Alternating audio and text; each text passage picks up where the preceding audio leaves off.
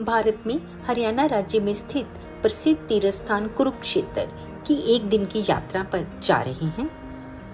रास्ते में करनाल में स्थित झिलमिल वैष्णो ढाबे में हमेशा की तरह आलू प्याज के लजीज परांठे और चाय का लुत्फ लेकर अब हम कुरुक्षेत्र एंटर कर चुके हैं।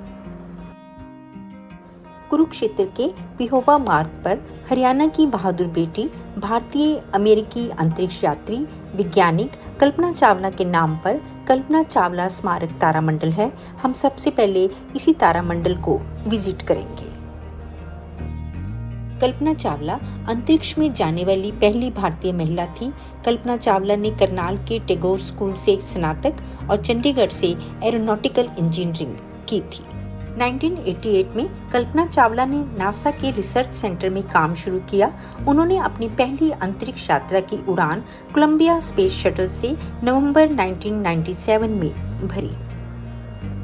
इस उड़ान में कल्पना ने 1.04 करोड़ मील का सफर तय किया और पृथ्वी की 252 परिक्रमाओं के साथ ही 360 घंटे अंतरिक्ष में बिताई।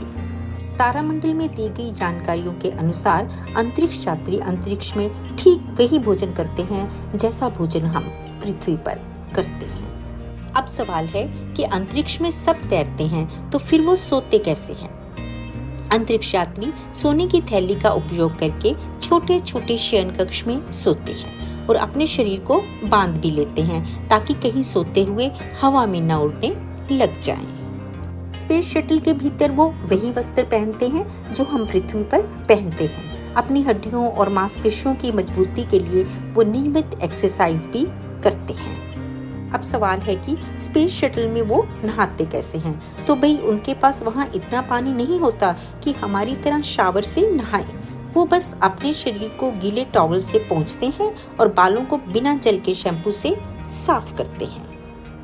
अब ये तो और भी दिलचस्प सवाल है कि स्पेस शटल के भीतर वो शौच कैसे करते हैं, क्योंकि वहाँ तो सब कुछ तैरने लग जाता है। तो तारामंडल में इसकी भी अच्छे से जानकारी दी गई है। वो अपने आप को पॉट से बांध लेते हैं ताकि वो हवा में न तैरने लग जाए। शौच करते हुए फिर वो एक ऐसे यंत्र का इस्तेमाल करते हैं जो कि वैक्यूम क्लीनर की तरह गंदगी को खींच लेता है। कल्पना ने अपनी दूसरी और अंतिम अंतरिक्ष यात्रा 2003 में कोलंबिया शटल से की।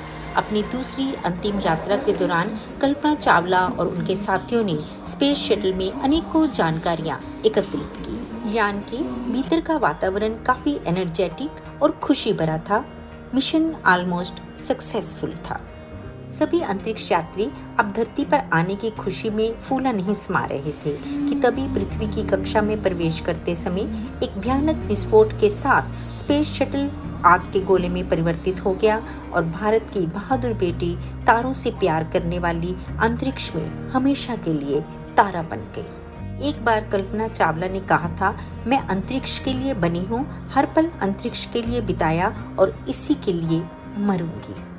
अगर आप अपने बढ़ते वजन से परेशान हैं तो तुरंत तारामंडल चले आएं। यहाँ पर आप कई प्लैनेट्स पर अपने वेट की जानकारी लेकर वहाँ पर खुशी खुशी ढेर सारा खाना खाते हुए भी रहना प्लान कर सकते हैं। गारंटी है आपका वजन नहीं बढ़ेगा। अगर आपका वजन अर्थ पर 66 kg है। मेरा मार्स पे वेट आ रहा है। हाँ जी 24.9 मार्स। अच्छा सैटर्न ते कितना आ रहा है? 70.2। अच्छा नेपच्यून 74, मरकरी पे आ रहा है 24। अच्छा मुझे लगता है कि मार्स और मरकरी बेस्ट ऑप्शन है, लेकिन वजन बढ़ाने वाले सैटर्न के बारे में तो भूल कर भी ना सोचें। तारामंडल में हम अपनी प्यारी पृथ्वी को 1 लाख किलोमीटर से लेकर 10 खरब किलोमीटर और फिर 10 प्रकाश वर्ष की दूरी पर देख सकते हैं। भारत के अनेकों स्पेस मिशंस, प्लैनेट, स्टार्स की जानकारियों के साथ इस तारामंडल परिसर में स्थित गार्डन में भी स्पेस के विषय में अनेकों जानकारियां दी गई हैं।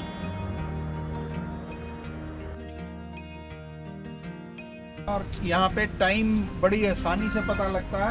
अगर अब हम शेड देखेंगे अभी तो ऑलमोस्ट 2:15 PM का टाइम हुआ है और शेड उस हिसाब से बिल्कुल 2:15 पे आया है। और एक्चुअल टाइम जो मेरे पास घड़ी में है that is 238. ओके। तो ऑफ कोर्स 10-15 मिनट का वेरिएशन है। कल्पना चावला तारामंडल तो हमने देख लिया, कुरुक्षेत्र भारत के पवित्र ग्रंथ भगवत गीता की जन्मस्थली, महाभारत की रणभूमि है। सो अब हम चलते हैं श्री कृष्ण संग्रहालय। ये भगवान श्री कृष्ण पर आधारित भारत का एकमात्र संग्रहालय है। देश और विदेशों से प्राप्त कलाकृतियों को यहाँ प्रदर्शित किया गया है। भगवान कृष्ण के सभी स्वरूपों, अवतारों और कार्यों के बारे में जानकारियाँ दी गई हैं। यहाँ पर आंध्र प्रदेश की कलमकारी, ओडिशा की पाटचित्रा, बंगाल के धान से बने चित्र और ओडिशा की अनेकों मूर्तियों को स्थापित किया गया है। संग्रहालय में पिछली कई सदियों से मिले हाथी दांत से बने चित्र और मूर्तियां, देश के विभिन्न क्षेत्रों से खुदाई में मिले बर्तन और मूर्तियों को सुरक्षित रखा गया है। अगर आप भगवान कृष्ण की द्वारका नगरी का दीदार करना चाहते हैं तो थोड़ा मुश्किल है, क्योंकि नगरी समुद्र की गहराई में इस कदर डूबी हुई है कि जाना संभव ही नहीं है।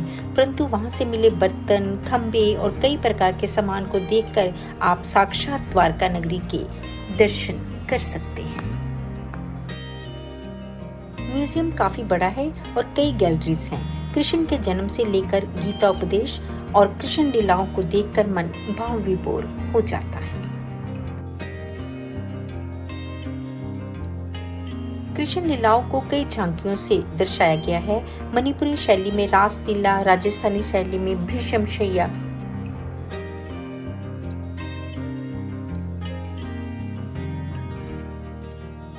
म्यूजियम में अफगानिस्तान से लेकर देश और विदेश से मिली कलाकृतियों, ग्रंथों को इतनी खूबसूरती से संजोया गया है कि आप आश्चर्यचकित रह जाते हैं। सो आप जब भी कुरुक्षेत्र आएं तो कृष्ण संग्रहालय जरूर विजिट करें।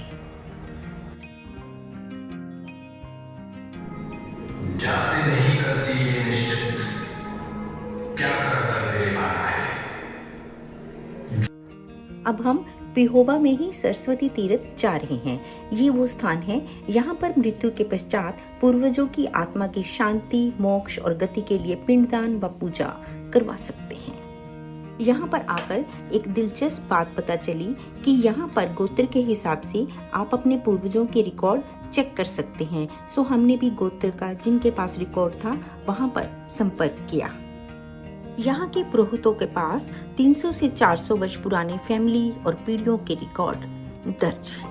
जब भी कोई सदस्य पूजा पाठ के लिए यहाँ पर आता है तो उसका नाम, पता, वंश, सिग्नेचर सब यहाँ पर दर्ज कर लिया जाता है। हम भी यहाँ पर अपने दादाजी, डैड और कई पीढ़ियों के सदस्यों के नाम और सिग्नेचर यहाँ पर देख पाए। हमें बताया गया कि पुरोहितों के रिकॉर्ड के आधार पर भारत पाकिस्तान के विभाजन के समय बिछड़े हुए कई परिवारों को मिलाया गया।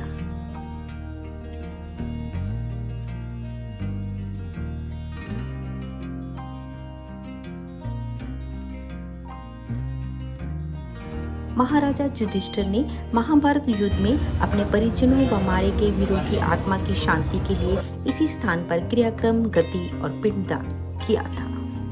शाम होने को है, अभी हमें आज ही वापस दिल्ली पहुंचना है। सो वापसी के लिए चल पड़े हैं। रास्ते में डिनर करके ही हम दिल्ली वापस जाएंगे।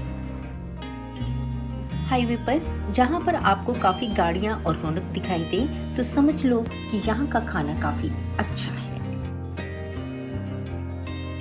हमने तड़का दाल, तवा पनीर और पाइनएप्पल रायता ऑर्डर किया है। खाकर देखते हैं कि कैसा है।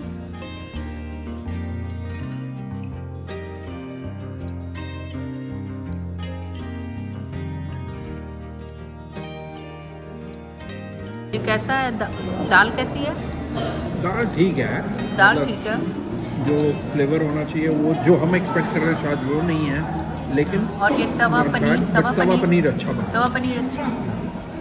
तुम्हें कैसे लग रहा है? दाल और पनीर ठीक है, दोनों अच्छे। अच्छा लग रहा है, दोनों अच्छे लग रहे हैं। चलो, यहाँ पर खाने की क्वांटिटी काफ़ी अच्छी है। तवा पनीर मस्त है, स्पाइसी और काफ़ी टेस्टी है। हम अपने व्यूवर्स को तवा पनीर ट्राई करने के लिए जरूर रिकमेंड करेंगे।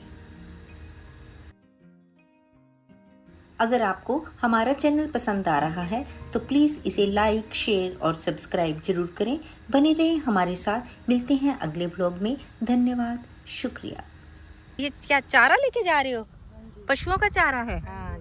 ये कहाँ से आए हो और कहाँ से लेके जा रहे हो? यहाँ गांव से पास है? कौन सा गांव? माजरा गांव। तो आप इतनी दूर आते हो चारा लेने? अच्छा, और ये किसका है? ये जो गोबर का प्लांट से लगे हुए हैं, ये भी आप ही के हैं? अच्छा अच्छा, तो आप यहाँ इस समय ये चारा लेने आए हो पशुओं के लिए। अच्छा, सरसों भी लगी हुई। कोई खेत भी है आपका यहाँ पे किसी का? माजरे के खेत है। ये पूरा माजरा है? ओह, ठीक ठीक ठीक ठीक ठीक।